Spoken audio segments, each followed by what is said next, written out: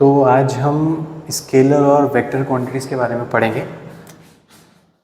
और यहाँ पे जो वेक्टर क्वांटिटीज़ हैं या जो वेक्टर्स के बारे में हम पढ़ना जो चाहेंगे वो इसीलिए है बिकॉज जो वेक्टर्स हैं they are the basis for +2 physics and beyond.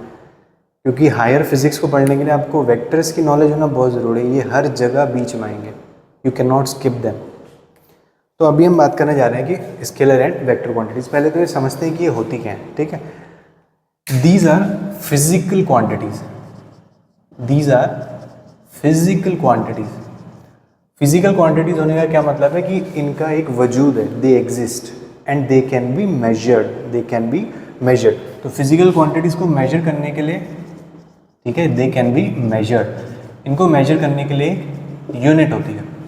हम सब जानते हैं यूनिट्स के बारे में, ठीक है। मास की यूनिट है, डिस्टेंस की यूनिट है, टेम्परेचर की यूनिट है, एवरीथिंग, ठीक है। तो दीज आर फिजिकल क्वांटिटीज़, यानी कि दे एग्जिस्ट, इनका वजूद और इन्हें मेजर किया जा सकता है। और मेजर करने के लिए एक यूनिट होती है, यानी कि अभी जो हम करंट सिस्टम फॉलो करते हैं that is the SI system. अब यहाँ पे स्केलर क्वांटिटीज़ वैसी फिजिकल क्वांटिटीज़ हैं जिनको डिस्क्राइब करने के लिए आपको सिर्फ एक न्यूमेरिक वैल्यू चाहिए। क्या चाहिए? Numeric value. न्यूमेरिक वैल्यू क्या है? देखो इधर, इनको डिस्क्राइब करने के लिए आपको एक न्यूमेरिक वैल्यू चाहिए, ठीक है, along with a unit. Physical quantity तो यूनिट आएगी, तो इस बात को फॉर ग्रांटेड ही हमेशा लेना होता है। न्यूमेरिक वैल्यू यानी कि उसका मैग्नीट्यूड, यानी कि उसका मैग्नीट्यूड। अब अपने आसपास देखो, सोचो, याद करो, ऐसी कौन सी फिजिकल क्वांटिटीज़ हैं यानी कि जिनको आपने देखा हो तोलते हुए, नापते हुए, जहाँ पे सिर्फ आपने एक न्यूमेरिक वैल्यू यूज़ की हो उसको डिस्क्राइब करने के लिए और एक यूनिट यूज़ करी हो। जैसे मुझे अगर एग्जांपल आ रहा है तो मैं 2 kg शुगर बोलूँगा, ठीक है, 2 kg शुगर। यहाँ पे कौन सी फिजिकल क्वांटिटी हम मेजर कर रहे हैं? We are talking about mass. इसके बारे में बात कर रहे हैं, मास के बारे में। यहाँ पे ये उसकी न्यूमेरिक वैल्यू है, न्यूमेरिक वैल्यू है, ठीक है, and this is the unit. अभी और सोचो ऐसी फिजिकल क्वांटिटीज, जैसे एक फिजिकल क्वांटिटी और मेरे ध्यान में आ रही है विच इज वॉल्यूम, यानी कि 5 लीटर मिल्क। यहाँ पे कौन सी फिजिकल क्वांटिटी की बात कर रहे हैं? वॉल्यूम के बारे में। समझ में आया? यहाँ पे क्या है? न्यूमेरिक वैल्यू यानी कि मैग्नीट्यूड, और ये उसकी यूनिट है। और कौन सी फिजिकल क्वांटिटीज़ हैं? जैसे कि टाइम। टाइम भी एक ऐसी फिजिकल क्वांटिटी जहाँ पे आप उसका न्यूमेरिक वैल्यू स्पेसिफाई करते हैं। जैसे कि मैं बोलूँ 55 मिनट्स या 55 सेकेंड्स भी बोल सकता था मैं। तो यहाँ पे कौन सी फिजिकल क्वांटिटी की बात कर रहे हैं हम? टाइम के बारे में, जहाँ पे आपने सिर्फ एक न्यूमेरिक वैल्यू लगाई, मिनट्स या सेकेंड्स जो बोलना चाहें, ये उसकी यूनिट होगी। फिर हम बात करें किसकी, आजकल जो बहुत ज़्यादा है, विच इज़ टेम्परेचर। तो टेम्परेचर में अगर मैं यहाँ पे बोलूँ 48 डिग्री सेल्सियस हो रहा है, मान के चलो कहीं भी हो रहा है, यूपी में किसी जगह पे हो रहा है 48 डिग्री सेल्सियस, तो यहाँ पे ये उसकी न्यूमेरिक वैल्यू, ये यूनिट। और कुछ नहीं चाहिए उसको डिस्क्राइब करने के लिए, हमें एक न्यूमेरिक वैल्यू चाहिए बस। यूनिट में इसीलिए बोल रहा हूँ ताकि मैं आपको बेसिक समझा सकूँ, because these are physical quantities, ठीक है। और क्या हो सकता है? Distance, yes distance. जैसे मैं लिख दूँ यहाँ पे 25 किलोमीटर, ठीक है, तो ये क्या हो गया? डिस्टेंस हो गया। अब अगर आपके मन में कुछ फिजिकल क्वांटिटीज़ आ रही हैं तो you can think about that. जैसे कि हाँ, एक फिजिकल क्वांटिटी और है, बड़ी इंटरेस्टिंग फिजिकल क्वांटिटी है मैंने जो इसको बोलता हूँ physical quantity, which is currency. Currency, अब इट कैन बी रुपीज़, ठीक है, it can be dollars, it can be anything, but I am talking about currency. Currency भी एक ऐसी, जैसे एग्जांपल हम लेके चलें 80 रुपीज़,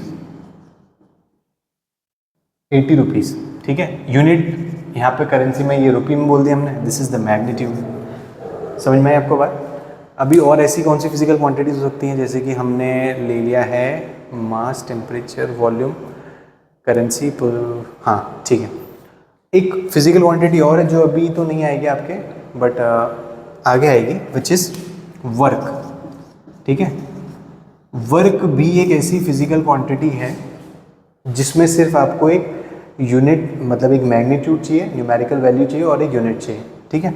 जैसे कि मैंने किसी पे करा 1000 जूल ऑफ वर्क, ठीक है, मैंने 1000 जूल वर्क करा, उसको डिस्क्राइब करने के लिए और मुझे कुछ नहीं चाहिए। एक सिमिलर एग्जांपल हो सकता है फ्लक्स का, एक फिजिकल क्वांटिटी ऐसी जो स्केलर हो, यानी कि जिसको सिर्फ हम एक न्यूमेरिकल वैल्यू और एक यूनिट से डिफाइन या डिस्क्राइब कर सकें, दैट इज़ फ्लक्स। ये फ्लक्स आएगा आपका 12th में, इलेक्ट्रोस्टैटिक फ्लक्स, मैग्नेटिक फ्लक्स, ठीक है।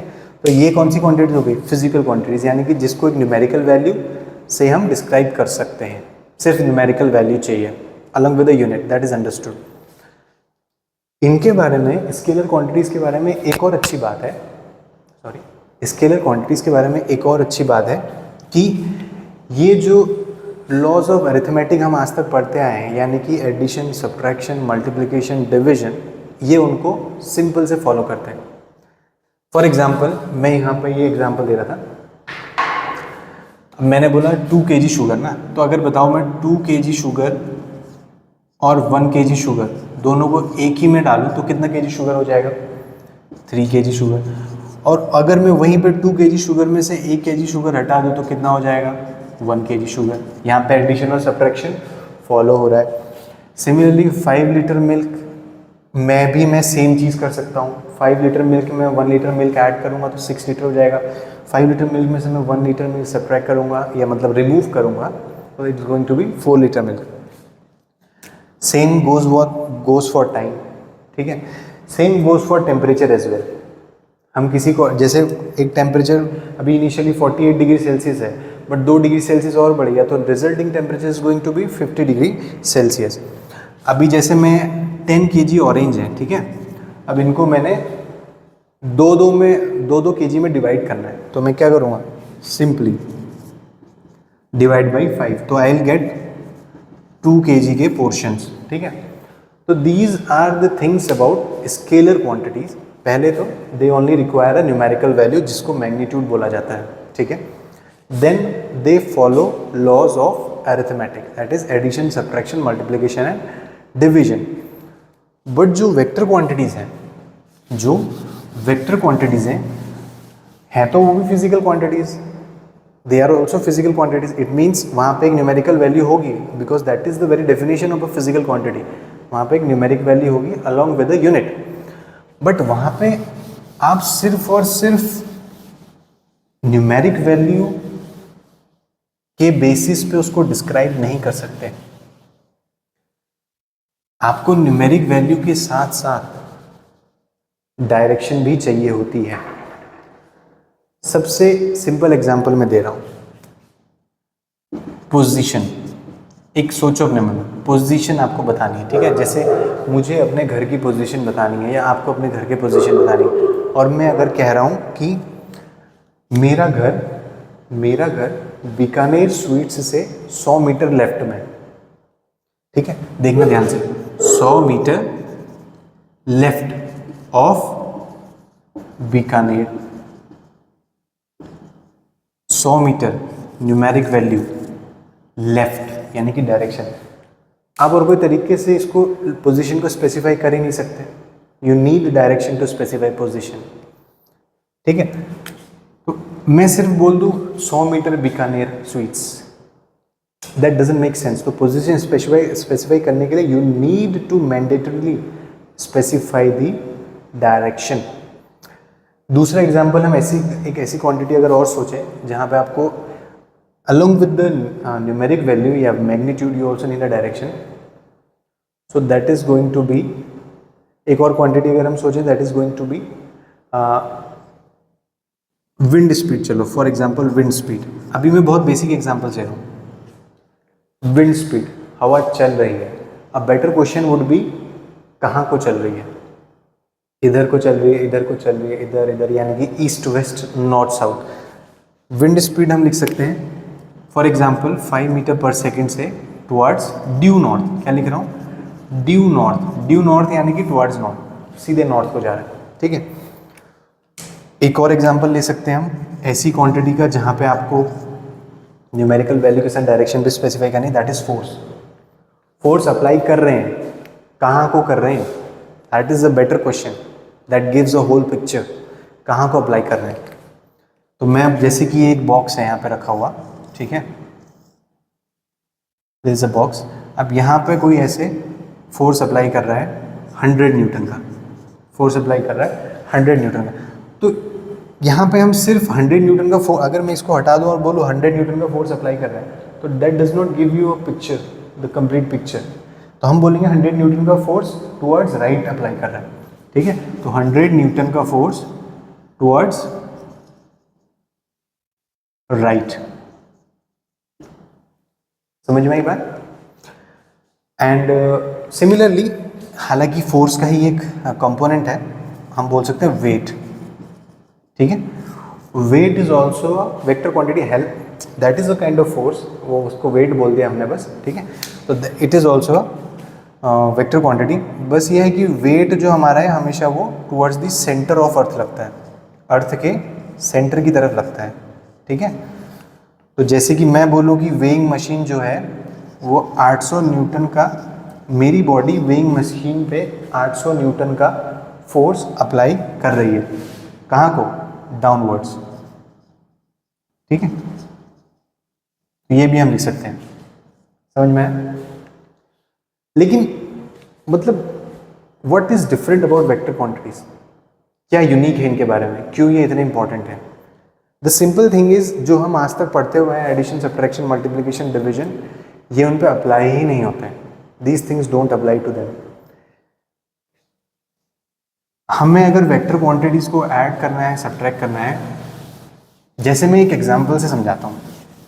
आई will give you an example to this, to clarify the difference. I will give you an example. जैसे कि ये एक बॉक्स रखा हुआ है, ठीक है।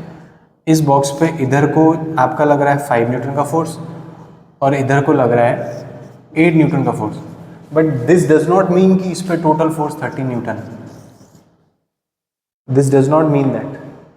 लेकिन अगर वहीं पे अगर आपके पास एक कंटेनर है, ठीक है, और आपने इधर इसमें डाला 2 लीटर वाटर और इधर से डाला 5 लीटर वाटर, तो टोटल कितना हो जाएगा, 7 लीटर वाटर हो जाएगा, होगा कि नहीं। तो यही इनमें डिफरेंस है। यहाँ पे देखो डायरेक्शन का कोई सेंस नहीं है, यहाँ डायरेक्शन होती ही नहीं है, ना चाहिए होती, बट यहाँ पे डायरेक्शन को हम अगर इंक्लूड करें बिना कुछ भी करेंगे तो हमें कुछ भी सही आंसर नहीं मिलेगा। तो this is the reason vector quantities are so important, because अब फिजिक्स में जो भी आगे क्वांटिटीज, मोस्ट ऑफ देम जो भी होगा आगे, that is based on vectors. Vectors ही उनका बेसिस होता है, हर जगह वेक्टर्स उनमें आते। तो I would say this is one of the most, I would say fundamental concept for your +2 physics and beyond.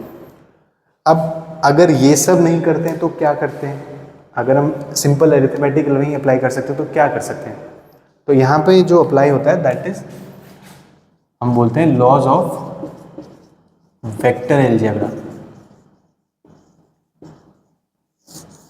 Vectors को हम ऐड करने के लिए, सब्ट्रैक्ट करने के लिए, मल्टीप्लाई करने के लिए, डिवाइड करने के लिए we use laws of vector algebra. उसके बारे में मैं नेक्स्ट वीडियो में बताऊंगा। Till then I would suggest you to revise them, because यहाँ पे बहुत ही बेसिक अंडरस्टैंडिंग दी है to build your concepts on a next level. हम आगे बात करेंगे नेक्स्ट वीडियो में रिगार्डिंग दी वेक्टर्स पे, हम बेसिकली डिटेल में जाएंगे, ठीक है। चलिए, थैंक यू।